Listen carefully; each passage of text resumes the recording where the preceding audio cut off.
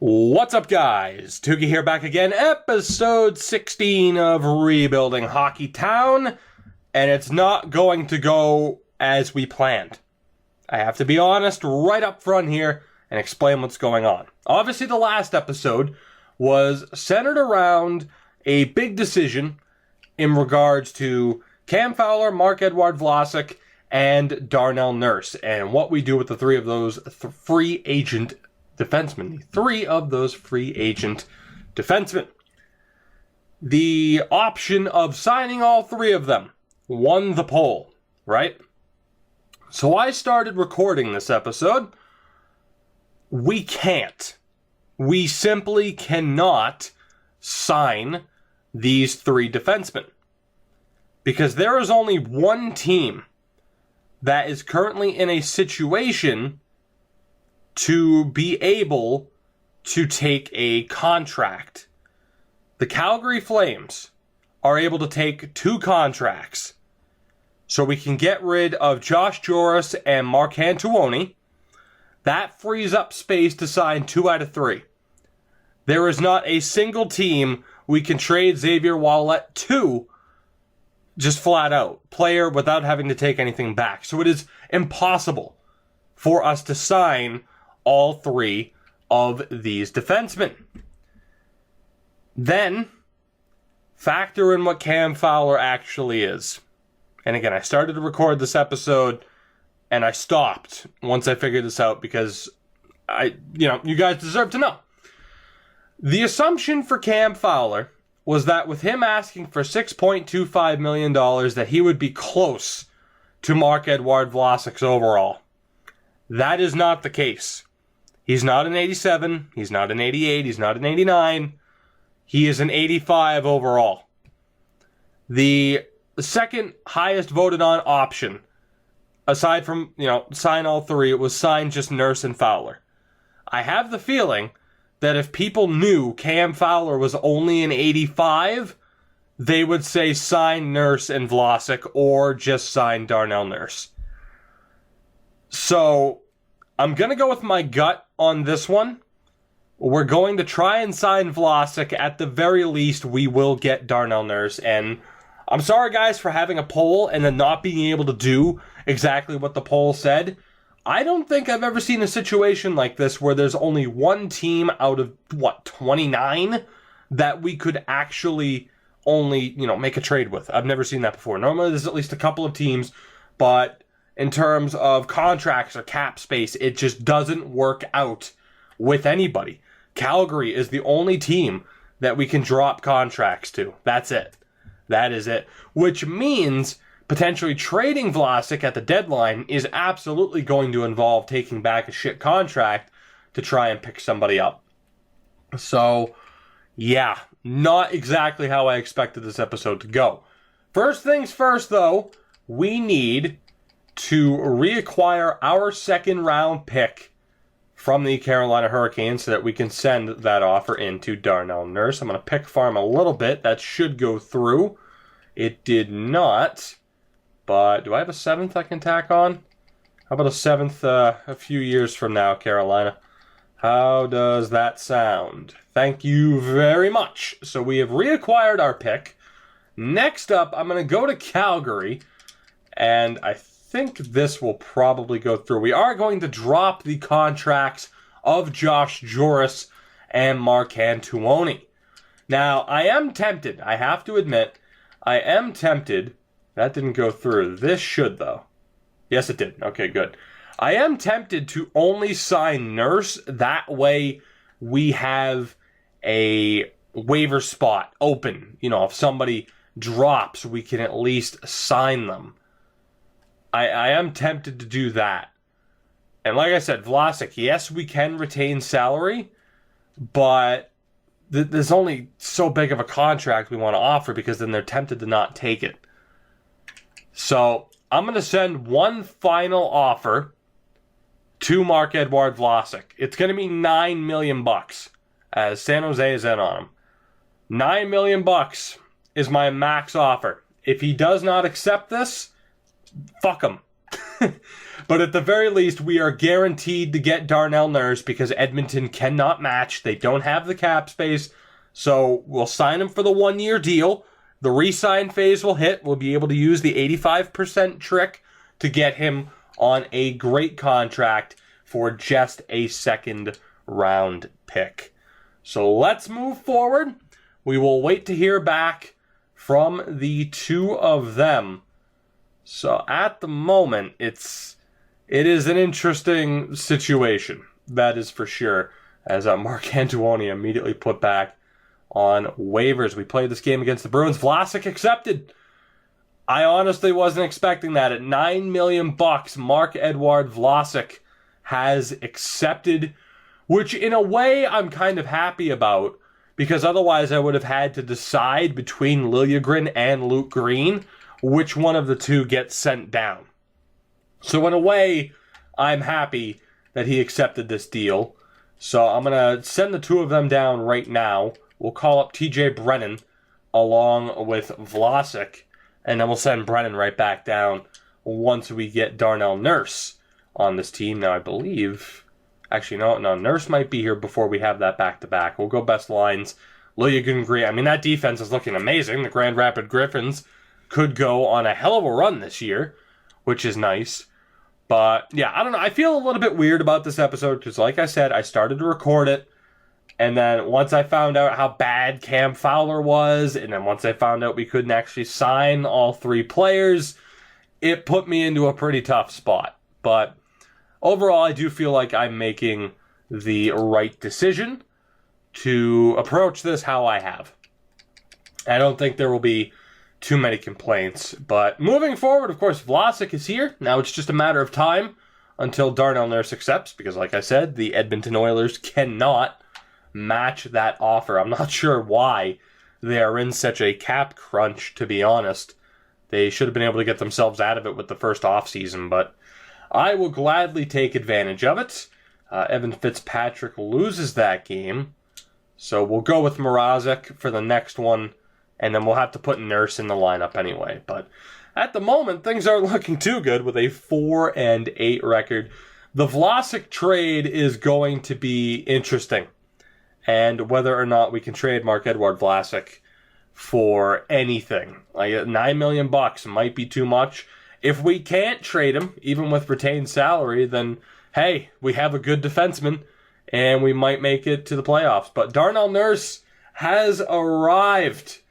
A huge signing for the Detroit Red Wings. We also beat the Islanders 6-0 in our last game. A shutout for Peter Mrazek. That's right, I know it's pronounced Peter Mrazek. God damn. I mean, Jesus, I hate Pierre Maguire as much as the next guy, but I can't be the only fucking guy that intentionally pronounces people's name wrong. Not taking a shot, and it's funny because I mentioned him now in two recent videos. Johnny, for example, 2BC, right? Dadanoff? He's mispronouncing his name. It's Dadonov. It's not Dadnoff. That's just like Alex Radulov. It's not Radulov, it's Radulov. But if you say it the way it's supposed to be said, you're an asshole. I think Steve Dangle brought that up on a recent podcast of his. But it's the truth. It really is. So yes, I'm sorry. Occasionally, legitimately, there are names that I just fuck up constantly. 95% of the time, it happens to be a French or French-Canadian name, which I'm almost infamous for now at this point.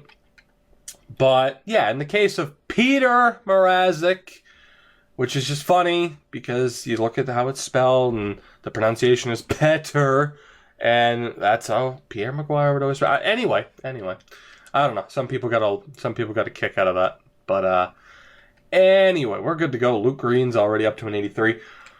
This team is going to be very, very interesting moving forward. I think I am going to keep Nico Hischier on the third line. I might even drop him down to the fourth line. We will keep simming, and if the best course of action is to send him back down to junior, we'll do that. Of course, it's not like, the real-life NHL. We could send him down at any time, I'm fairly certain. It's not like, oh, he's played 12 games, he's here. Or, like burning a year of his contract. It doesn't work that way. So we are lucky from that respect. But let's see, a 2-1 victory over the Edmonton Oilers. Thank you very much for Darnell Nurse. It's not like we had to give up too much. In our draft pick situation, as it is, and I know I really went on about it last episode, it's absurd. It is absolutely absurd. We simply don't need that many picks. So I don't know what to do. It's going to be a big decision. Do I just use those picks in the draft? Do I, trade them for prospects that are already in the game?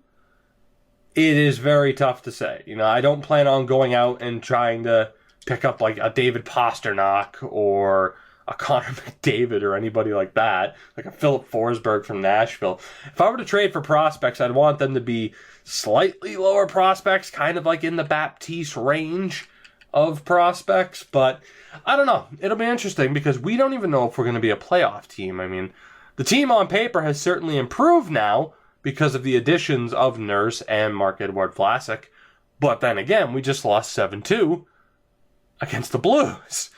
So I don't know what to expect from this team yet again. It is the third season, 3 seasons now. This is our third season with the team, and it is the third season where I don't know what the hell to expect. We're not as bad as the LA Kings, though. Oh my God, they are terrible in this season. Wow. But you watch, this will be the 1 year where we're not even in playoff contention come trade deadline, and it's just like the obvious decision to sell. Evan Fitzpatrick struggling a little bit. Do I want to make changes to the lines at all? Third pairing is struggling a little bit, but I feel like we're okay overall. Berkeley Pionk. I'm going to bring Xavier up one line. I'm going to switch Mantha and Furk again. And Hischier, only 7 points. That third line, not getting much in terms of point production.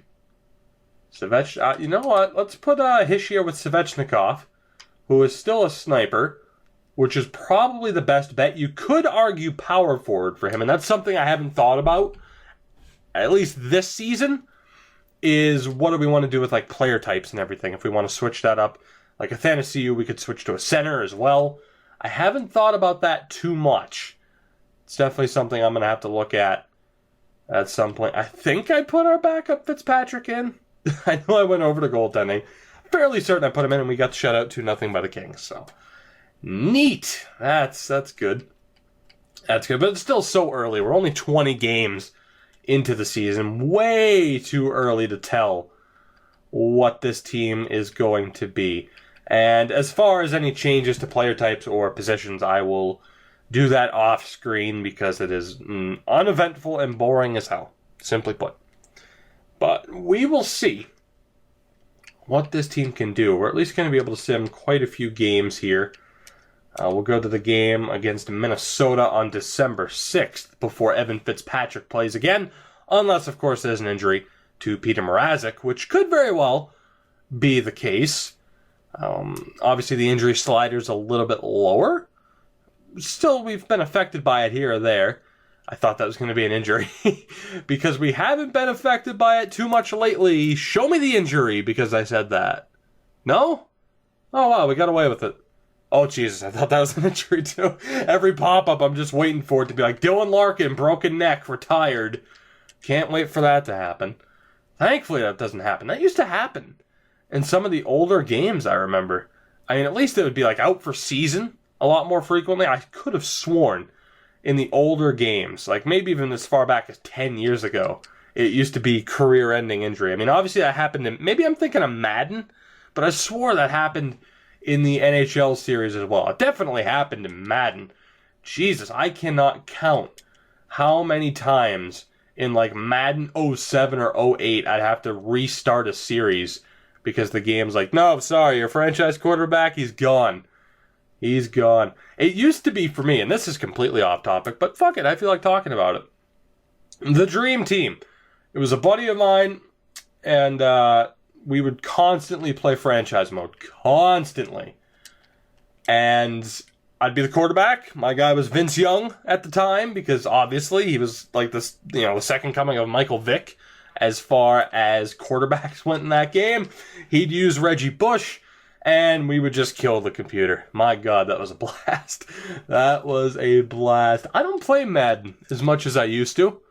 I don't know why. It just doesn't stick with me, but like Madden 05 up to about Madden 07, 08 was nearly my main game. I still played NHL, and I played 2K at the time as well. But yeah, at one point, man, Madden was my shit, as was NBA 2K. I don't know, I don't play either of those games as much anymore. FIFA's kind of replaced that. From like, NHL is always going to be a factor. As much as I, shit on these games, and I'm disappointed in some of the things EA do, gameplay-wise and outside of it, like in franchise mode, I'm always going to play the NHL games, man. It's just the way it is. It's just the way it is. And oftentimes, the things you complain about the most are the things you enjoy the most, which is why you see people bitching about TV shows or bitching about, anything else. Like, I mean, it's what people do. Point being, NHL is always going to be one of my main games, and then FIFA has absolutely replaced Madden and NBA 2K for me. Why did I go off on that rant about games I don't really play anymore? I don't know, but it came to mind. I do have some really good memories of playing Madden, that is for sure. I actually tried out their Ultimate Team. They got some good stuff. That's the big thing for me about like Madden and even FIFA Ultimate Team is I look at it and I'm like, oh, yeah, if only NHL could be this good. Particularly FIFA with some of the menu setup. It's just so much better organized. It's not perfect. In no way is it perfect. But there are certain aspects of it, where you can just go to your collection and click on a player to, find what the other prices are for that guy on the transfer market at the time, as opposed to this game where you have to go to the collection, hit search auction house, you find the price, you back out, and then you have to sort through 3 pages again just to get back to the same player so that you can list them up. One is a 5-second process, the other is a minute-long process. That is my point. Here we go again, though. I'm taking shots at EA, NHL, where I think it could be a little bit better, but am I going to buy NHL 18 on release day? Of course I am. Are you kidding me? Of course I am. Am I going to buy into the hype like I do every year? Of course I am. I mean, Jesus, I bought into the hype. I should have known better. I bought into the hype for this franchise mode, which in fairness, it's not terrible. It's not, but the owner mode stuff, it's just a tacked on feature, man. It really is. Like, the relocation's nice, obviously. And that opens up, different possibility for series, and I took advantage of that with the Blue Jackets to Nordique series. And then obviously you'll have other YouTubers that's been the main thing this year to do is relocation series. But the GM mode, or the owner mode or whatever, was just so damn tacked on, which I don't know what I expected, really. It's no different than like preseason tournaments with FIFA career mode. And I don't know how many people play FIFA career mode. But it's one of those things where it's like, yeah, it's kind of cool. It doesn't really make a difference, though. At least it has some point. Like, if you're using a smaller team, you can, earn a bit of money, and that can help out. But it's even that compared to owner mode is a revelation. And that could bring me down the rabbit hole of talking about, how franchise mode is so limited because you can't really control lower teams. ECHL isn't integrated. There's no point in playing SHL or SM Liga like there is in FIFA, and I know comparing it to FIFA or whatever. But I've complained about that for years, and I've complained about it a lot since I've been on YouTube. I would love to do like an SHL series. I'd love to take control of Farjestad, for example, and win their actual trophy. Which I can't think of the goddamn name of it right now, and it's pissing me off because I know the name of it. It's almost a generic name, too. Anyway, I'd love to play through that season with that team on the proper schedule for the proper trophies The MVP award is named what it should be. Defenseman of the Year award is named what it should be. That's something that should have been in the game years ago, because right now there's no real purpose to those teams. I mean, you might use them a couple of times, or maybe if you're from one of those countries or those are one of your favorite teams, you might use them. But it would be so nice to see them properly involved in this series, or, in franchise mode. It would be great to, be able to use those leagues, or at least sign players from those leagues, so that your free agents, or, if you put teams, players on those teams don't just outright disappear and aren't a factor. It's I don't know, man. I feel like it's a pipe dream because it's something I wanted for so long. But those teams, in the EASHL now as well, along with the, SM Liga and, the SHL, they're used for nothing more than EASHL logos and jerseys and Ultimate Team logos and jerseys if you want to use them. And yeah, sure, we get the occasional, Team of the Week, or, you get the Team of the Week player, like a hero card from them every once in a while. But nobody really cares, even if they did change up Ultimate Team so that you don't need to worry about chemistry. I don't know, man. I don't know. Anyway, who the hell do we want to call up here? Who the hell do we want to call up? We have Dominic Turgeon. We have Noah Rod. We have Jonathan Dolan. I'm going to go with Turgeon just because of his defensive rating. 3.5 star, which might be the best we can get at the AHL level. So let's go best lines there. It actually drops Hischier down to the third line. Didn't see that coming. I'm going to change that on my own because I actually put Baptiste way the hell up there. So that is interesting. Very interesting. Let's go with Hischier, Svechnikov, Turgeon, Athanasiou on the third liner. Athanasiou. I said it properly. Fuck you. Best lines down in the AHL. I'm not sure what point I want to get to with the sim, and in general, maybe. This has been a pretty rambling, heavy video, I must admit, but I don't know. What am I supposed to say? Oh, we won 3-1, we lost 4-1. Like, nah, fuck it. I'm going to talk about random shit. That's what I like to do. That's what I'm here for. That's what I'm here for, to talk about random shit. How I used to play Madden and how NHL sucks. That's what I'm here for. Although I should mention, I was going to make a video about this. The first night of the playoffs. Holy shit, some entertaining games. The Bruins game itself, first period, okay, things are looking all right. Second period, I thought it was over, and I thought my prediction of the series ending in 5 games was absolutely going to come true. And then in the third period, they come back and they win the game. Frank Vatrano and Brad Marchand with the goals. Unbelievable. I didn't see that coming. Of course, my prediction is still possible. The Sens could win the next 4 games. But I am starting to believe, as Carolina offers us 2 second-round picks and Owen Lane for our own first-round pick back. Really? How valuable is our pick? That's the question. But yeah, the Bruins game was great. Pittsburgh beat Columbus off the back of a that pick's worth a lot. Off the back of a very strong start to that second period. The Rangers beat the Habs. Now, I'm not saying, I'm actually going to take this deal, by the way, because we don't really need these second-round picks. We're not doing too well either. Owen Lane, can I sub him out for somebody else? Because I kind of want him on this team. But, I'm not saying, there you go, the Rangers won a single game, it's all over. But, yeah, I'm going to see if I can tack on Mason Shaw here instead. Will that go through? Yes, it will. Beautiful. So we have our first-round pick back. Thank you very much, Carolina. Anyway, I'm not saying, that, see, the Rangers won a game, it's all over. But I have a feeling about the Rangers. I could easily see it. I said it in the video. Montreal could go to the final. Montreal could win the cup this year. I'm not saying, I got nothing against Montreal from, that perspective. if they play the Bruins, then yeah, they can go fuck themselves.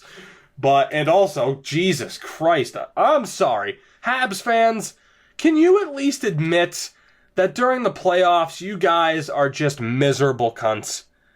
If any one of your players gets touched in the slightest, you start booing and calling for penalties. Every time, without fail. Just calm down a little bit. Not every bit of contact is a penalty, and not every bit of contact is from the other player diving. Just calm down, please. I think I speak for every other franchise in the NHL. That's all I'm saying. But anyway, that should be a hell of a series, and I did say I had a good feeling about Henrik Lundqvist, and after his struggles this season, after finishing with a sub-900 save percentage last season, I really felt like he would, and I completely forgot if I put in Fitzpatrick, so let me go check again. But after finishing with a sub-800 save percentage, and I'm going to guess by the 87 overall that it is, that Henrik Lundqvist would be determined. And indeed he was, and also Tanner Glass scored, so that's hilarious. But the opening 3 games that I mentioned there, and then of course you had the 2 Western Conference games, the St. Louis Blues beating the Wild. The Wild score very late, 23 seconds left to force overtime, and then Joel Edmondson, of all people, and actually Fitzpatrick wasn't in, but whatever, Edmondson of all people ends it in overtime. And as far as my prediction goes, I said that series would be a toss-up. Holy shit, Jake Allen. Oh my god. Jake Allen might just make a fool out of me. What a game. Like, I knew he was on a bit of a hot streak heading into the playoffs. He had really kind of turned it around in the last 2 months of the season. But did anybody expect that from him? Unbelievable. Vladimir Sobotka scores. He just returned, of course, to the Blues. A great first win for St. Louis. And then, of course, wouldn't you know it, the San Jose Sharks beat the Edmonton Oilers. Wouldn't you know it? The inexperienced team blew a lead and then lost. Wouldn't you know it? Wouldn't you know it? And again, I'm not saying that the Oilers aren't going to win that series. Yes, I predicted that. And I'll actually take a look at this deal from Chicago. I'm not saying that series is over and that the Oilers don't have a chance. 23rd overall pick from this past draft for Gettinger. You know what? If they want Gettinger, Gettinger's already a 4th-line forward. That kind of scares me, because if he's not playing in that role, is he going to develop? I'm going to hold on to Gettinger. I'm going to hold on to him. But the Oilers, inexperienced, going up against a Sharks team that has just, they have so much experience, and that's what it comes down to. And that's why I think the Sharks are going to win that series. Yes, San Jose, a young, a fast team. Talbot can steal you games, and you can never doubt Connor McDavid. But I think the San Jose Sharks are going to win this series. It'll be a lesson for the Oilers, and they will be able to, say to themselves, oh, that's what this feels like. All right, well, let's not have this happen again. What's the one thing Gretzky always talks about? He talks about going to the Cup final, losing to the veterans known as the New York Islanders, and saying, oh, okay, that's what a winning team looks like. We want to be that. And then what happens? They become that team. You need those lessons. And that's why you have a lot of optimistic Leaf fans. Because, hey, yeah, the Leafs might get killed against the Capitals, but that'll be a lesson for them, and they're only going to get better because of that. So, was I surprised to see a lot of people pissed off about me, picking the Sharks over the Oilers? No. I get it. But I don't know, man. I just went with my gut on the pick. The Sharks won a single game. Long way to go in that series. It should be entertaining.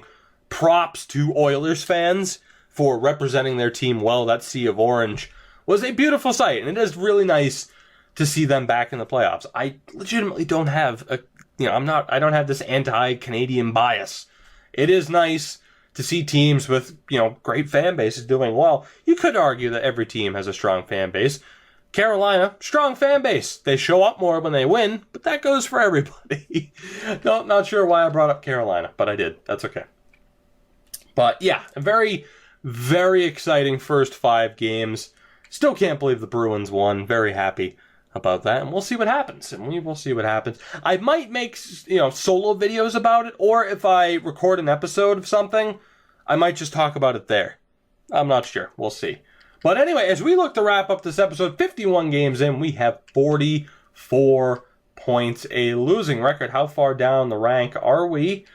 Currently 26th in the NHL, and we did just reacquire our first round pick. So thank you very much, Carolina.